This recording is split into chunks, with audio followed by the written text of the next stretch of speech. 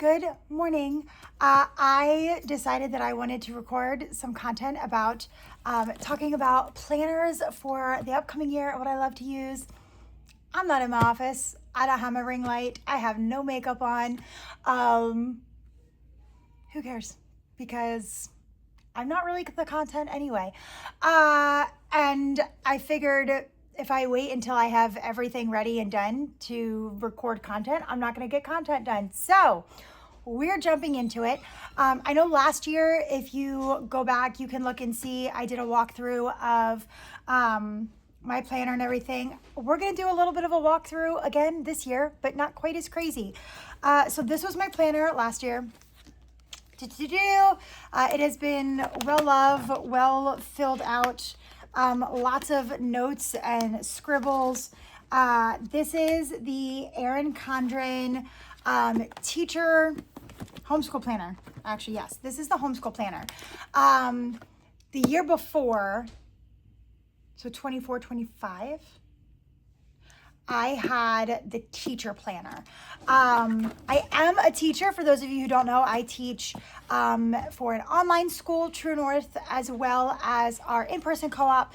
But the regular teacher planner was just not really super functional for me as a homeschool mom and like as a life planner. And so I tried the homeschool planner this past year, and it was perfect, and I absolutely loved it. So I got it again. I tend to do a year where I have a more plain, kind of not crazy cover, and then a super fun cover the next year. It's just a thing I do. I don't know.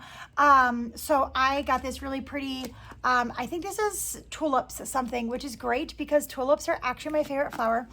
And I haven't done too much in it yet. But I have kind of started putting some planning. So the nice thing is there is a month view, and then you have weekly views. And what I end up doing is I write Sunday through Saturday. Then I end up having an extra column here. And what I do is I use my first 3 columns for my first 2 columns actually for like my actual scheduling and planning. I don't ever have more than 2 classes in a day. So like on Wednesday when I am teaching Brit Lit and I think cinematic stories, I'll have my Brit Lit box and then my cinematic stories box. And then I use this row for other work things. So I work for a nonprofit, any nurtured bee stuff that I need to do, any other school stuff that I have. I meal plan through this row, and then I write down chores and stuff that I need to do through that row. So that works out really nicely for me.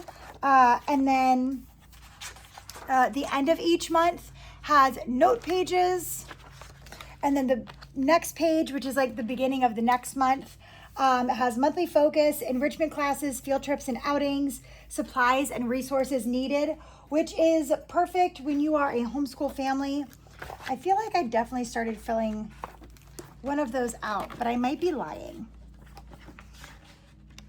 I thought I did, maybe not, or I have it in this one still.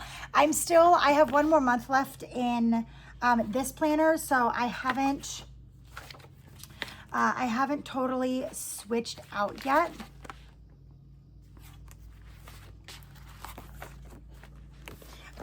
But like here I have one working on our reading fluency. We had co-op and dance. We had zoo and hike, things like that. So this is really nice, especially this coming year. We're doing kind of almost like micro school with friends of ours. We're doing our science and our Latin and probably like some art and music kind of stuff. And we're going to be taking turns every other week doing those things together, like at each other's houses. So on the weeks where it's my turn, I will be in charge of like having supplies and things. So that supplies list will be really nice.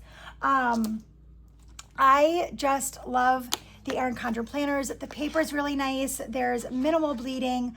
It has trackers in the back for curriculum. It has a place for you to like write down websites and passwords.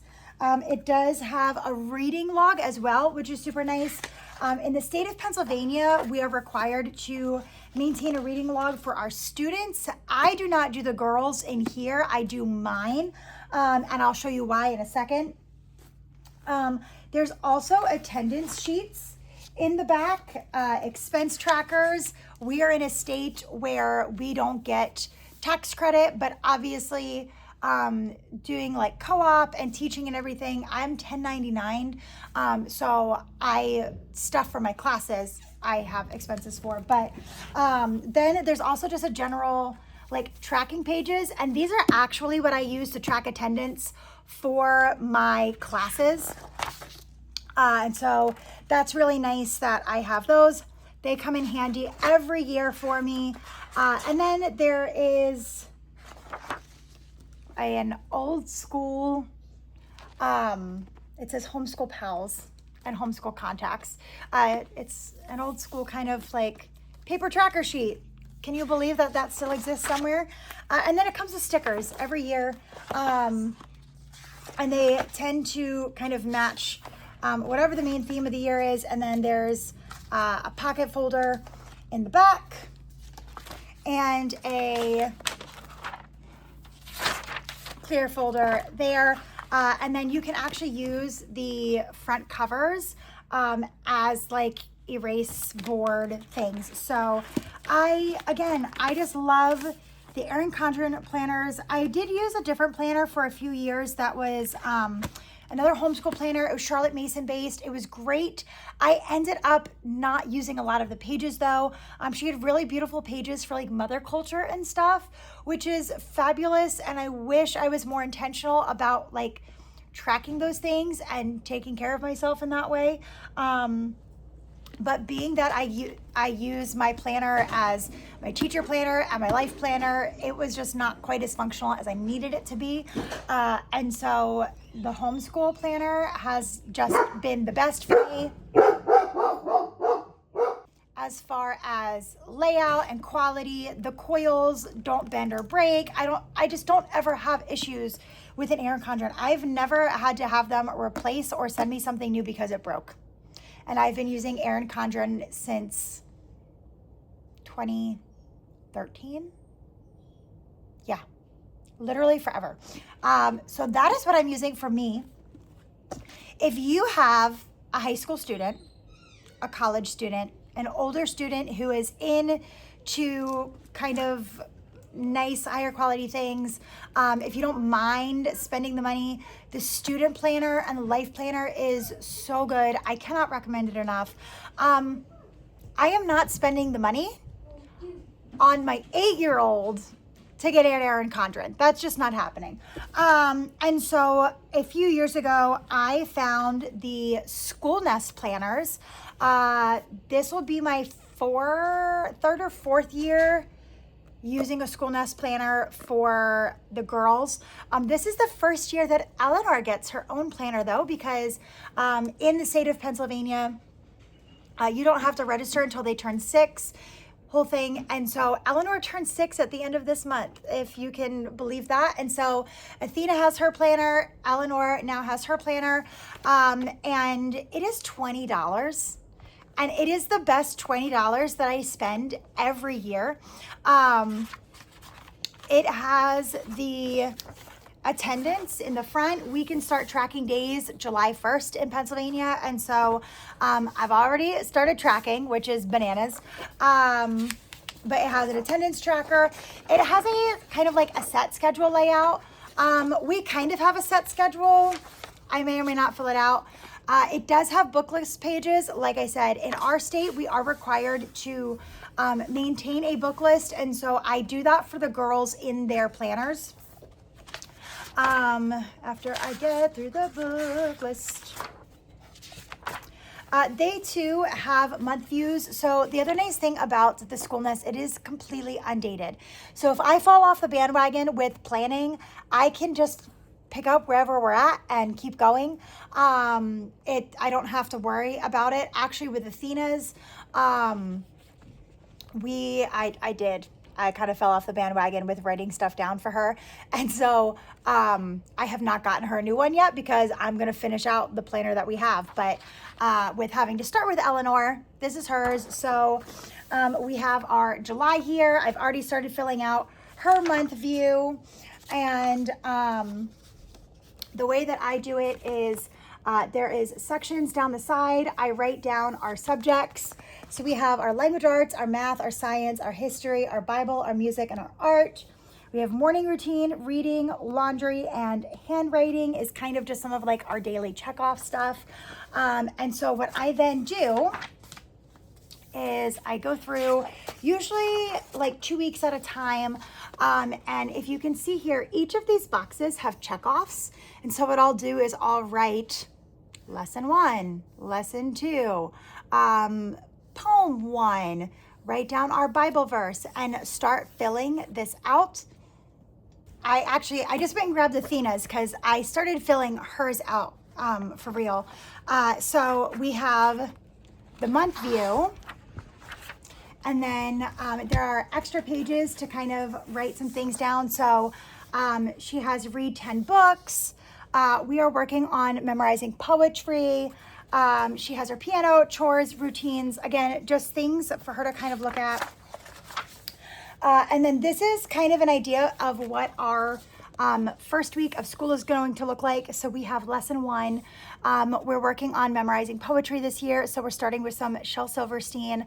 The hammock is really cute. It's one of my favorites. So we have activities and things to help us work on memorizing that. We are doing, I think it's Light the Way by Treehouse Schoolhouse. I'll link it then to help work on memorizing some Bible verses and things this year. And so, again, same thing, writing down our Bible verse and the activities that go with that. We are going to be working on learning about the books of the Bible. So if you've been following us for any number of years on social media, I got these really great People of the Bible cards from She Reads Truth years ago. Like Athena, I think was 2. I don't even know that they make them anymore. But I got the Old Testament and the New Testament. And then Tiny Theologians, which is another really great resource. They have the alphabet, so attributes of God, names of God, and just like theological words kind of thing. And we've been cycling through those for years. And so Tiny Theologians has a set of cards that is books of the Bible. And it just gives you a really brief overview.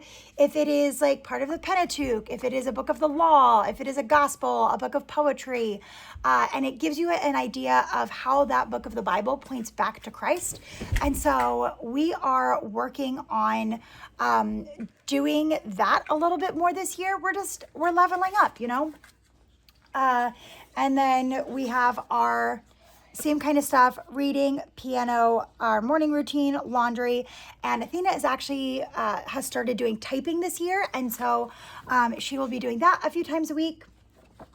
And we're just doing, this is kind of like our August, we're just doing light school.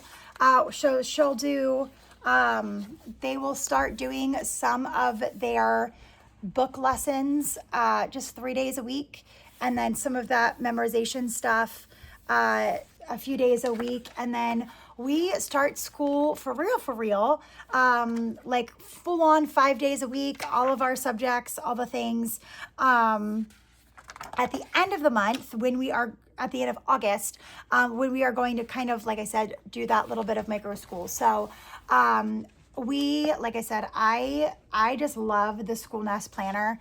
It is perfect. Athena loves being able to go through and check mark off the things that she's completed. It's really easy to back plan if I need to, or it's really easy to kind of forward plan and pre-plan like I've already started doing. So these are the girls' 2 planners. I'm so excited she came out with some more covers. So we have Athena's planner and Eleanor's planner. They look very different. I don't have to worry about it. And then I have my own planner. So this is what we are using for the upcoming school year. And I am super excited. Drop some questions or comments you may have about planning and what that looks like for us. And I'm hoping to record some more videos for you guys.